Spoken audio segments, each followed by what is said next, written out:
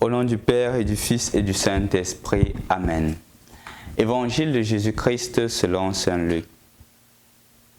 Chapitre 19, versets 28 à 40. Jésus marchait en avant de ses disciples pour monter à Jérusalem. À l'approche de Bethphagée et de Béthanie, sur les pentes du mont des Olives, il envoya ses disciples. Allez au village qui est en face, à l'entrée, vous trouverez un petit âne attaché.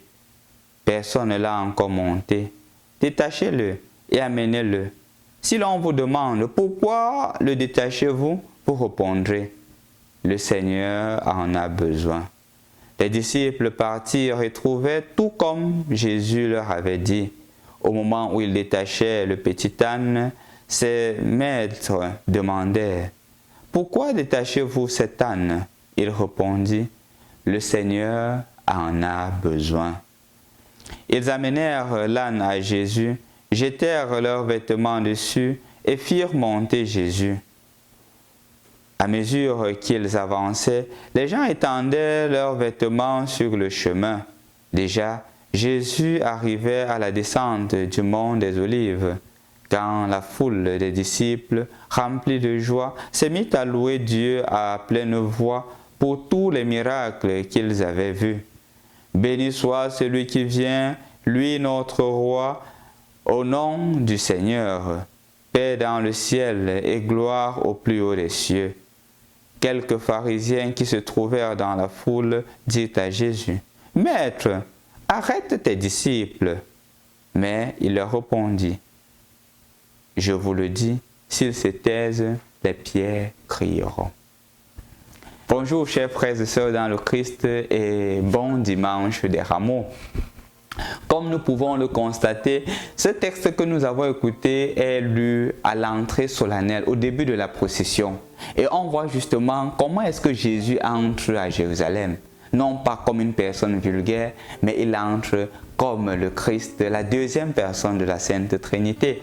En effet, ce chant d'exultation, on s'en remarqué chez Luc 2 fois. À la naissance prononcée par les anges et en cette circonstance particulière. Tout le monde est content de l'action de Jésus. Tout le monde est fier de Jésus. On identifie en Jésus justement l'envoyé de Dieu. Que c'est beau. Mais ce qui me marque davantage, chers frères et sœurs dans le Christ, c'est cette phrase que Jésus adresse à ses disciples. Si on vous demande pourquoi vous détachez cet âne, vous répondrez, le Seigneur en a besoin. Dans la culture juive, chers frères et sœurs dans le Christ, quand un mot ou une phrase est répétée plusieurs fois, le juif voudrait montrer l'importance de cette parole, non seulement pour lui qui écrit, mais justement pour celui qui écoute, pour l'auditeur, pour lui montrer que ce n'est pas anodin que cette phrase soit là. Et ici justement, quand il est marqué « le Seigneur en a besoin », on parle de qui? De l'âne. De l'âne qui aide Jésus, qui est utilisé pour que Jésus entre à Jérusalem. Et on pourrait aller au-delà même de l'analyse. Non plus résumer l'âne à ce petit animal, mais à chacun d'entre nous. Nous dont Jésus a besoin pour pouvoir entrer à Jérusalem. On pourrait dire, le Seigneur a besoin de toi pour entrer aussi à Jérusalem. Le Seigneur ne voudrait pas entrer à Jérusalem seul. Le Seigneur ne voudrait pas entrer dans sa gloire seul. Il a besoin de toi. Il a besoin de toi pour faire cette entrée solennelle. Et c'est à toi de dire oui. C'est à toi de dire, me voici Seigneur, comme disait Samuel. C'est à toi de dire, entre tes mains Seigneur, je remets mon esprit.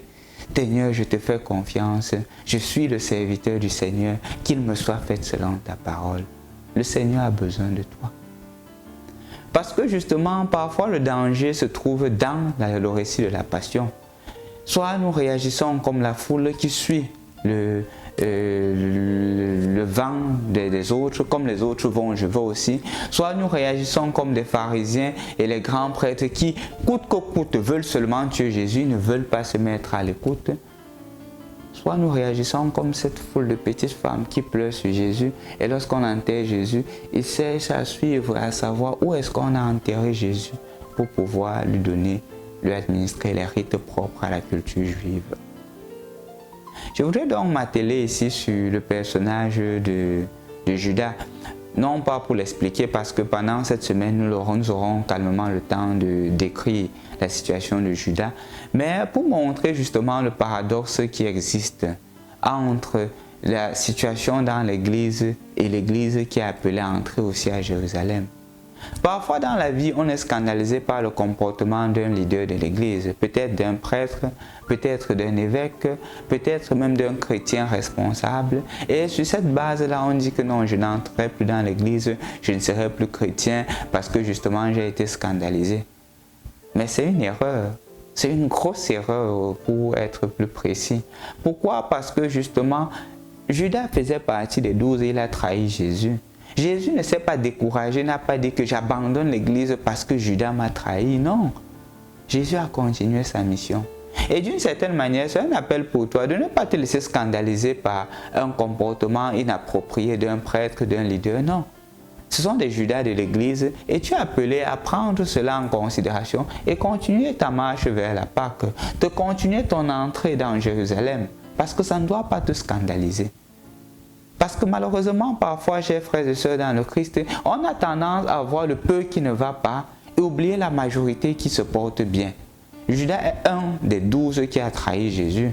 Parfois, on oublie tous les autres 11, on pense seulement à Judas et on pense que l'église c'est Judas. L'église ce n'est pas Judas.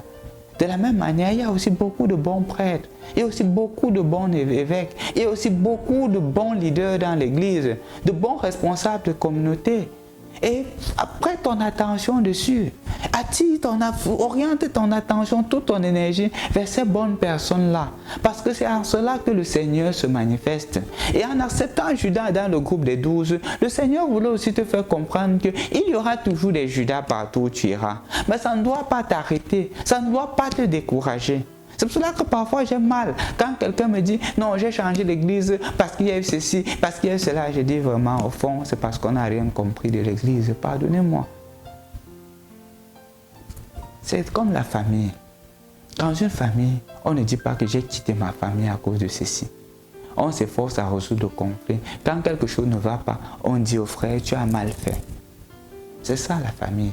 L'église est définie comme la grande famille des enfants de Dieu. Quand ça ne va pas, on va se plaindre aux parents et les parents trouvent une solution. C'est ça notre église. Je t'invite donc aussi à embrasser cette église-là. Embrasser cette église-là qui n'est pas sainte parce que les hommes sont saints, mais qui est sainte parce que celui qui l'a fondée est saint, qui est le Christ. Et si tu as à te plaindre, va justement vers les personnes qui t'aideront à purifier davantage l'église. À travers ceci, je te souhaite un bon début de semaine sainte. Pendant toute cette semaine, on aura le temps d'étudier chaque personnage de l'évangile, commençant par les apôtres. Ensuite, on ira avec chaque personnage pour que tu puisses comprendre justement qu'est-ce qui nous conduit à la passion, à la mort et à la résurrection du Seigneur. Pour aussi, toi aussi, entrer dans cette passion, mort et résurrection avec le Seigneur. Le Seigneur a besoin de toi d'entrer saintement dans cette semaine sainte. Bon dimanche de Rameau et entre dans la sainteté de Dieu. Au nom du Père et du Fils et du Saint-Esprit. Amen.